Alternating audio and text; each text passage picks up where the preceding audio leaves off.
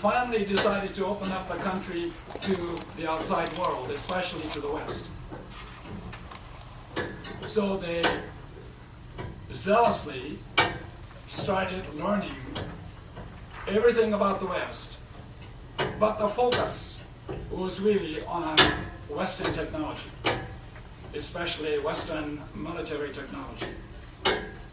In fact, Japan decided to close itself to other influences from the West in 1868.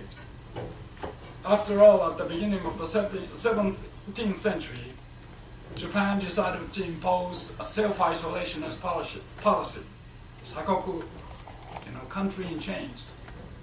And that was for two purposes. One is to keep out the foreigners, especially the soldiers and the missionaries from Portugal and Spain. Portuguese brought guns in 1543. In 1549, 6 years later, another, he wasn't a Portuguese, he was a Spaniard from the Basque region of Spain, Francisco Xavier, came to Japan. He was, I think, a good man, but those who followed him were not quite as genuine in their motivations. They recommended to the headquarters of the Roman Catholic Mission in Paris that in order to quicken the process of conversion of the Japanese, they should give out firearms as an enticement for conversion. And did not go unnoticed for too long. So the Tokugawa shogunate decided to close the country to all foreign influences. And the other reason why they decided to close the country was a series of peasant uprisings organized by Buddhist priests, especially of Jodo Shinshu, true Pure Land Buddhism. So they did all kinds of things in order to demasculate the true Pure Land Buddhist clergy by converting the Buddhist clergy into the specialists of the dead, not of the living. Only Japanese Buddhist clergy perform funerals. Buddhist clergy in no other country in Asia do funerals.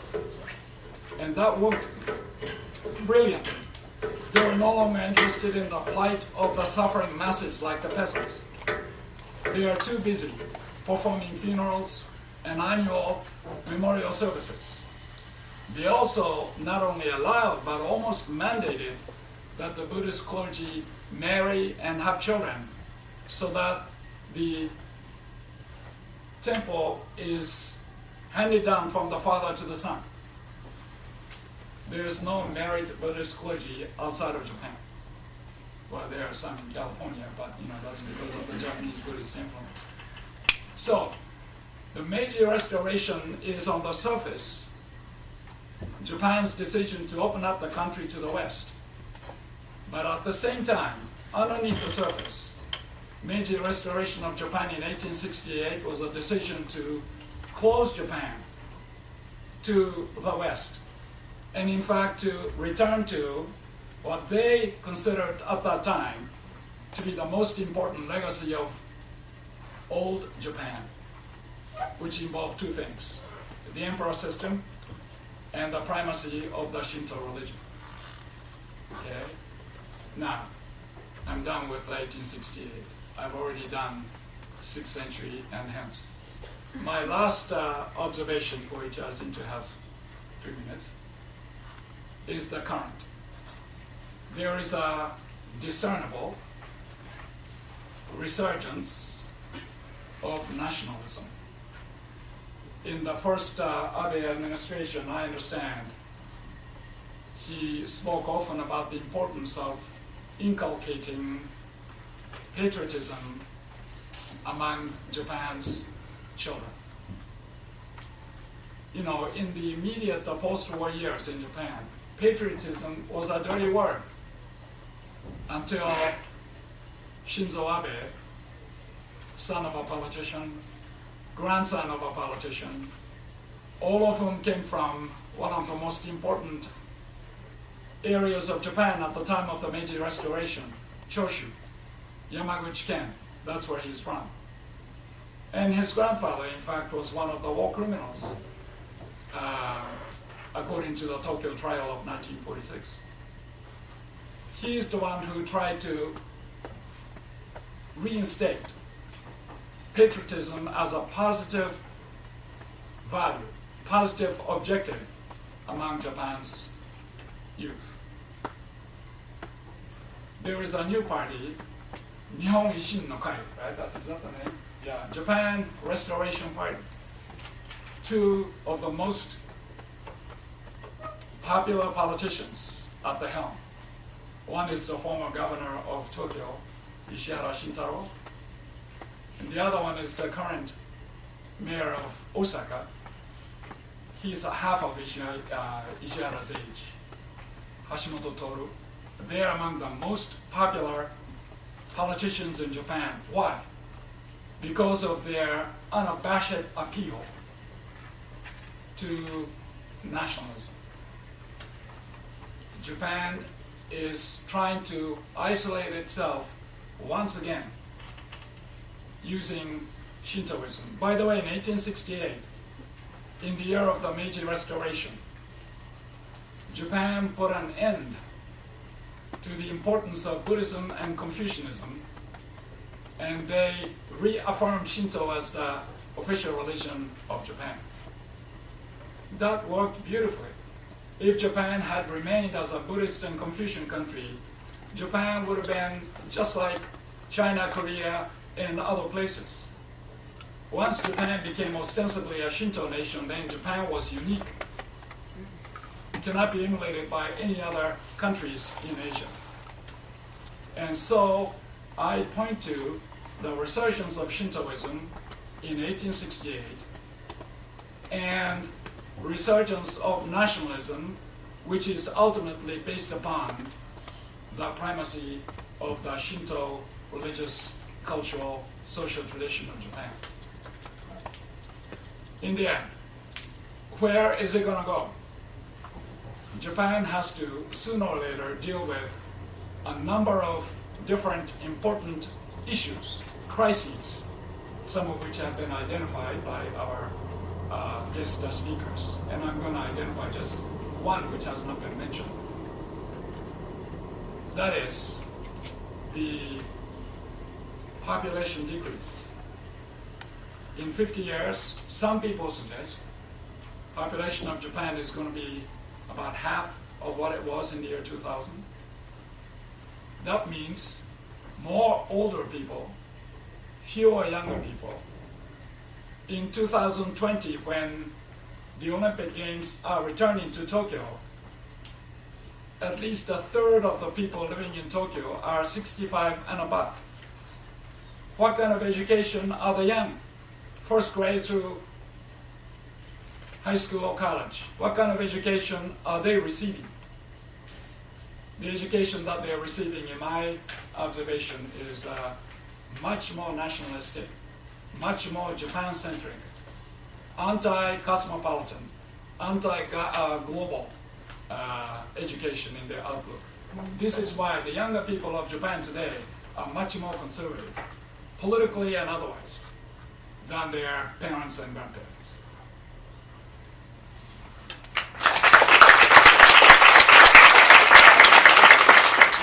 I would just like to thank the panelists for their amazing talk. Thank you so much.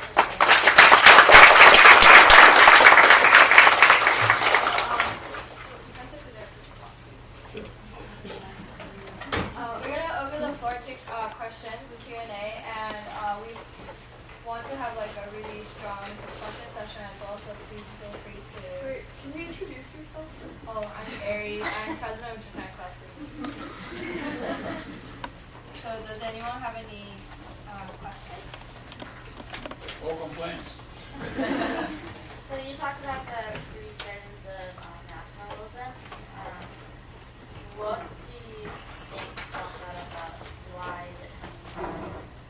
I mean, is there a specific event? One is for survival. The other one is a result of their continued effort to distinguish Japan from the rest of Asia and of the world. Shinto is ultimately the only way of doing that. There's no other Shinto country in the whole world. Although I think Shinto originally came from Korea, but that's everybody thinks that's crazy. But in a way, nationalism, is unclear, and also, but nationalism also has a sort of, to say maybe, but there is some sort of impact on the economy. Because Koreans are really nationalistic, and then national ideas and then doing the Warsaw Games, you can see that it is. But it has a certain positive impact on the country. I think the economic struggle in Japan also, it's easy to see that resurging nationalism in the country, but like a further impact will be it's a concern because the Koreans also, it's a similar things are happening too, because old populations are increasing and the younger population is decreasing. So it's more serious than in Japan in a way. So maybe if we think of the East Asia, what do you suggest, or what kind of things for the future? Any of you Nationalism economy is very much on the rise in many parts of the world, Yes. including China and India. BJP party is a nationalist, ultra-nationalist movement in India. BJP, it's a Hindu nationalism. But what is the sort of the kind of a perspective as a specialist in your field, like economy and also politics, and because things with Korea and China, like and the North Korea, of course, it's very complex. But at the same time, right, it's quite exciting to learn about all the worldly events, and also young, new generation with new technology and new communication. So, what is your perspective in the As I said in my slide, I think the allocation of the political resources in the other cabinet is a bit different from the last I say explained that, because especially for the last 6 months, the cabinet needed to install the tax policy, and in order to do that, for me, it seems that they kind of put in that kind of stuff, and they not kind of touch delicate issue, and just focus on the economy.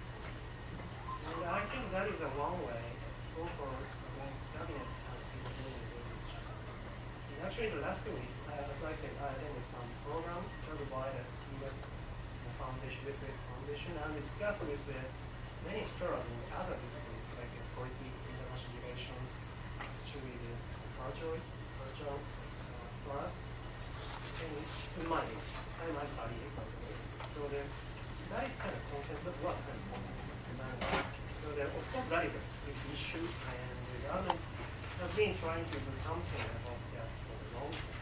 But at least in this moment, and it seems they are putting that kind of stuff. And for the long perspective, it's actually hinges on the successfulness of the economic policy. If this doesn't go well, and as you know, China's economy is in actually like this. Both countries are really bad. Something is going to happen. I'll give you my, so nationalism, this is an extremely important question. It's also extremely important to measure what nationalism is. So I'll give you some public opinion numbers. Came out from Nihon Keizai Shimbun October 28th. So first of all, support for Japan Restoration Party, Hashimoto's party, 4% of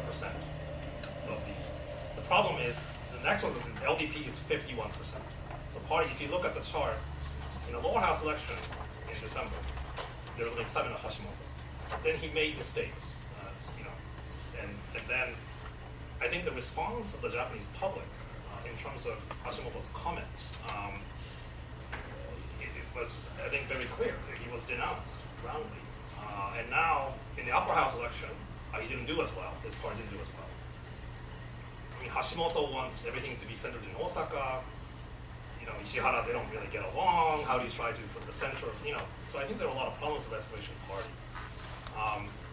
Another poll is, the question, I guess, the English translation is, how do you think about this restraint on the Abe color? So Abe color issues like constitutional revision, visits the Yasukuni Shrine. 54% said that's good, it's realistic. What do you think about him foregoing visit to the Yasukuni Shrine in the fall? 53% said that was the good decision. 30% said that's a bad decision. Support for the currently debated specified secrets protection bill, which we can get into, that's sort of a rough translation. Nikkei opposition 43%, support 35%. So for me, and the last thing I wanted to show in terms of, I would say, my main point is that I think Prime Minister Abe wants Japan to be nationalist, but he is much more nationalist than the rest of the public. And so, let's see. But he hasn't been to Yasukuni himself, right? Although he's been threatening to go there. Well, let me talk about this first. So this is a poll that was taken right after, about 2 weeks after the upper house election.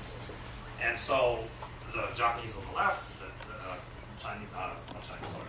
I could have Chinese something too. And the voters are very clear. This is a very consistent finding. So this is a percentage out of the 9 items. They have a choice. The sample is 1,000 or so it's the data is a bit of a small sample, but so they could list, they could list 9, they could list 6, they could list 5. So when you see constitutional revision, that means that so let's say 64% of the public didn't even list that as a priority. So overwhelmingly, it's always been the case. It's about the economy, it's about employment, it's about reconstruction after the earthquake, it's about social security. The foreign policy is interesting. So I think it's important to say that I think Japanese public is feeling more frustrated and insecure. But I would argue that's not very surprising given what's happening with North Korea and China. And so my argument is that I'm much more concerned about nationalism in this country and perhaps some of our neighbors.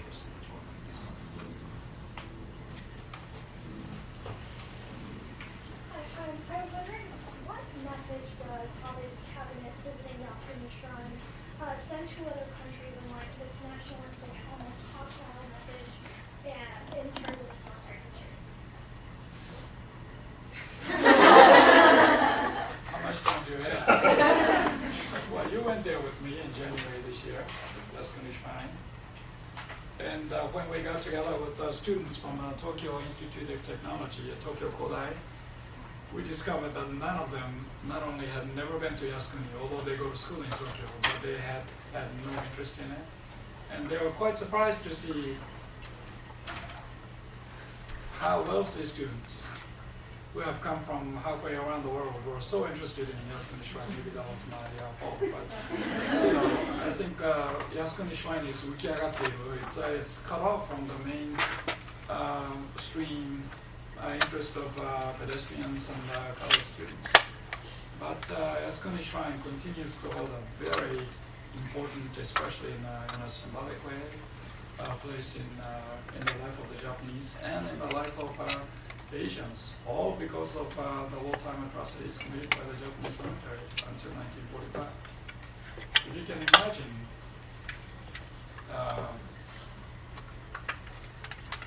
people who are bellicose in their commitment and in activities, memorialized as semi-divine beings. That's what Yasukuni Shrine is. Yasukuni Shrine is a very new Shinto shrine. It's a late 19th century creation, explicitly to memorialize those who fought and died on behalf of the emperor. Those who fought against the emperor, they are not included there.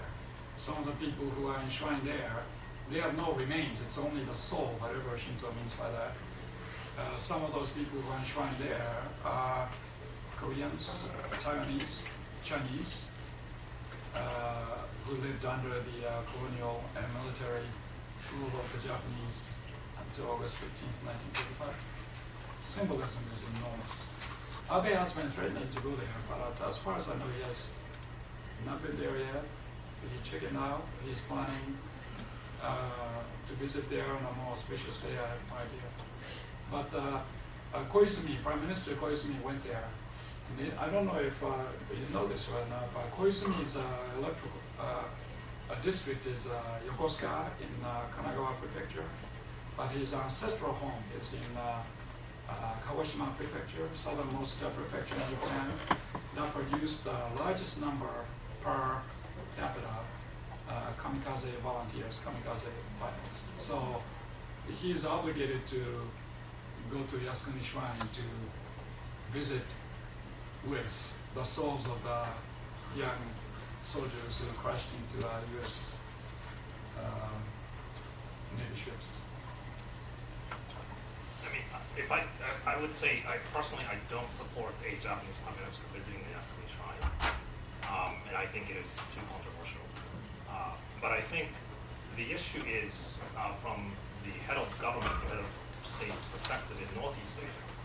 So during Koizumi's time, there was what you might call summit sanctions.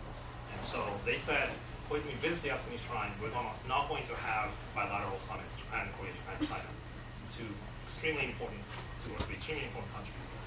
And now, President Park Geun-hye is saying that, unless the government addresses the issue of the conflict women, that explicitly, that she's not going to meet the prime minister, that the Chinese side is saying that if the Japanese side does not admit the existence of territorial disputes in East China Sea, they won't meet.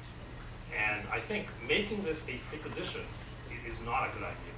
So, Japan has a history problem. I agree with it, and I think it can do a much better job. But from the regional perspective, I think it's you also have to think about, is that the right policy? I guess we'll take one here, one there, and then later. Jeff, a couple questions for Dr. So the whole quantitative easing that Japanese government is involved in seems more like a short-term kind of fix that doesn't really tackle the problem, which I guess Professor Kudera sort of mentioned, which is the population declining and how you deal with that productivity, how is that going to be sustainable in the long run. So I was wondering if you could talk a little bit more about that third arrow and how, what are the labor market reforms that the Japanese government is trying to introduce. If I could add on to this, particularly regarding women and the participation of women in the labor force. I know there's some things that have been going on in that arena that we can elaborate. So that is a great question, and I actually don't have the great answer because the reform of the labor market is not going on, and we don't know the exact image of the whole picture. But as far as I know, the government tries to increase the participation rate of the female workers simply because the population demographic change. The one way to increase the number of the workers is increase the labor force, obviously. So they were trying to do something, but I actually not sure that they have done the great job. That is the only discussion. But, for example, the introducing the longer maternity leave is one of the points that they are trying to introduce.